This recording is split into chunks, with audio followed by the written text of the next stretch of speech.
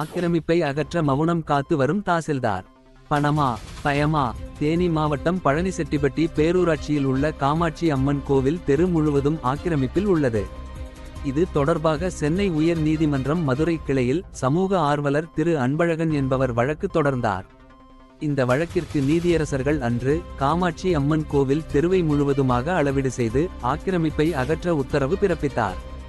இது தொடர்பாக பலமுறை அதிகாரிகளிடம் மனு கொடுத்து எந்த ஒரு பயனும் இல்லை. எதற்காக இவ்வளவு தாமதம் என்று அதிகாரிகளிடம் கேட்டபோது அப்பகுதியில் பணபாலமும் அதிகாரபலமும் உள்ள பேரூராட்சி தலைவர் மிதுன் சக்கரவர்த்தி ஆக்கிரமிப்பில் தனது தந்தை அம்மாவாசை பெயரில் வீடுகள் கட்டிடங்கள் கட்டி இருப்பதால் உயர் அதிகாரிகளுக்கு பணம் கொடுத்து ஆக்கிரமிப்பை அளப்பதற்கு இடையூறு செய்து வருகிறார் என்று தெரிய வந்தது. தற்போது நீதிமன்ற உத்தரவை எதிர்த்து தாசில்தார் மற்றும் பேரூராட்சி அதிகாரிகள் அனைவரும் செயல்பட்டு வருகின்றனர். இதில் பணம் வெற்றி பெறுமா இல்லை அரசு வெற்றி பெறுமா? News20D தமிழ் செய்திகளுக்காக ஆசிரியர் தினேஷ்குமார். உண்மை செய்திகளை உடனுக்குடன் தெரிந்து கொள்ள News20D தமிழ் செய்திகளை சப்ஸ்கிரைப் செய்யுங்கள்.